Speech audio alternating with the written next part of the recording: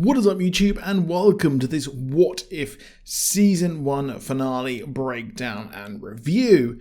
If I was honest, it has not been my favourite Marvel Cinematic Universe property to date, and if I had to narrow down my issues with the show to one singular issue, is that it just really didn't lack the scope and ambition of really what it truly could be, and I think that they are waiting to give us the full insane multiverse when we go and sit down in December to watch Spider-Man No Way Home. We could have introduced and had new characters here and there, but the characters were only slightly changed versions of their what-if stories, and they were largely completely uninteresting. I will admit Captain Carter was really the only standout character, and even the Thanos Gamora, if you will, which everyone was hyped for, fizzled out into really just nothing. And we didn't even get an entire episode on her when she seemed to be the most interesting. I expected the MCU animation to lead to a lot more creativity and stuff they couldn't have done in the movies or TV due to budget constraints, and add in someone like perhaps Nova or a niche Marvel character would have had seriously low risk, as we're already paid up members of the Disney Plus ecosystem. The lack of scope seems to stem from the MCU, never really fully adapting stories but remixing different parts and pick and mix, choosing from each different story arc from the absolute gargantuan library of Marvel stories. If you will, the MCU is already one big what if, like what if Tony invented Ultron? They never give the truly hardcore fans what they want, which is what the animation would have been perfect for.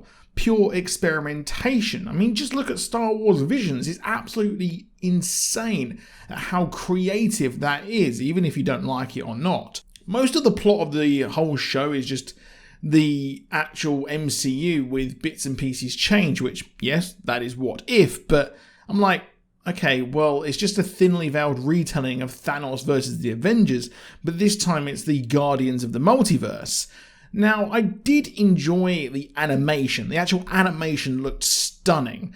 The episode opens with Captain Carter on the same mission from Winter Soldier, and I guess her world has just carried on as our Prime Earth did, albeit with Peggy.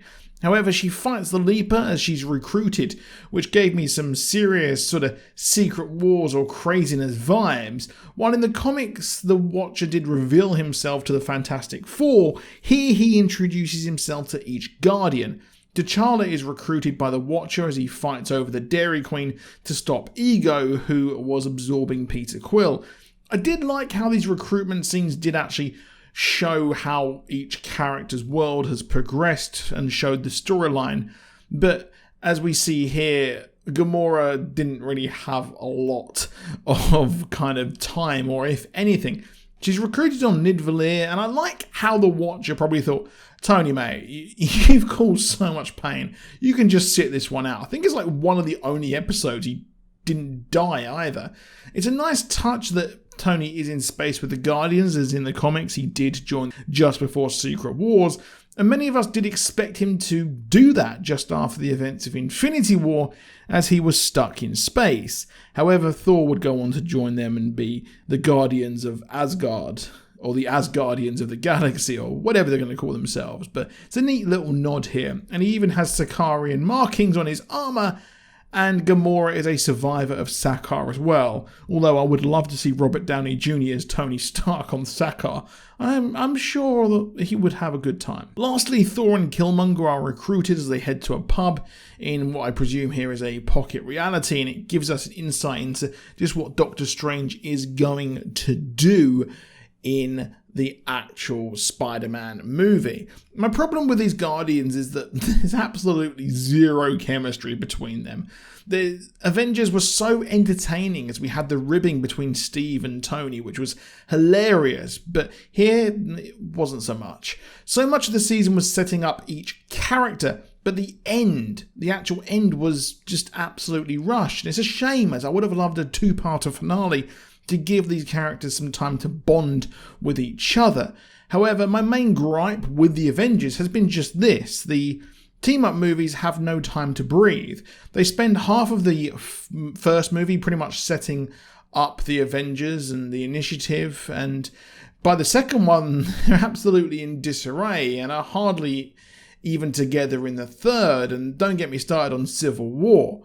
We never saw them as a proper team working together like the comics, going around day to day, and we never see the Avenger name and team really grow outside of this. I mean, we had the new Avengers tease at the end of Age of Ultron, but that split apart during Civil War, and it's really no different here. However, they go head to head and fight in a world devoid of life as their staging ground, which looks similar to the woods and valley the trio would fight over Loki in Avengers. The protection spell given to them also looks a lot like the Black Spider-Man leaks, which is very, very cool. In more references, we see the fight happen, which is similar to the battle on Titan, and again, what was really, really cool. I loved seeing Captain Carter fly back using Thor's hammer, and seeing them multiply was very satisfying. But just like Infinity War, Wanda faces off against Ultron, but she's a zombie this time, and again doesn't really get that much respect, as they leave with the Soul Stone and head to Natasha, who is doing her best Batman Year Zero impression as she steals the Soul Stone back from them. However, they team up to destroy Ultron, and I loved having Natasha back as they fight Ultron in this destroyed New York, but use the Infinity Crusher, which in my opinion looked really, really corny. The elephant in the room has been really that the Infinity Stone cannot be used in different realities in the comics, which is why I thought the plethora of them in the TVA are neutered. But here, the Crusher is set up to destroy Gamora's reality stones, and again, it doesn't work for that reason, that they're different. However, luckily, Year Zero Natasha has the Zola virus, which is smart as Ultron has finally returned, so she can upload it, and in memory of Clint, launches the arrow to destroy Ultron, and I loved how Natasha did the Dwayne Wade for Captain Carter's LeBron James to send it home, and we get an AI sequence just like Age of Ultron. I do find it weird that Zola is suddenly like, Hydra, who is she? However, Zola takes over the body only for Killmonger to turn, which, hey, come on mate, we knew that. But we get an almost comic accurate Zola as his face is in the stomach. I'm not really sure why he didn't just put his face over the face. I don't know.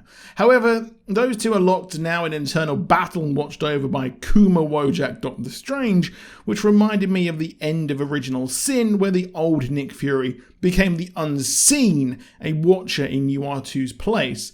However, I really liked Natasha being sent to Earth that didn't have a Black Widow, which I half expected her to be sent to the Prime MCU world, which she is actually not sent to. She's sent to where Loki took over Earth, which was very cool, as Peggy being sent back to the Taker as well. Now, I didn't like the mid-credit scene. It turns out the pirates were after the Hydra Smasher and Steve, not sent by Nick Fury to locate the Project Insight files. It's a weird one, and unless Steve had the serum, how did he survive? It doesn't really make that much sense, and to me, it's a bit unneeded. The series, while I did enjoy watching it, I didn't absolutely hate watching it like some shows I've seen in the past. Obviously, like Thor, I would never really rewatch Thor and Thor the Dark World because I didn't enjoy watching them. This I did enjoy on a surface level, but I just wish that they would push the scope out and actually introduce some fan favourites for once. But that is it for this video. Please drop a like down below. Do subscribe with notifications on. And I'll see you soon, and goodbye.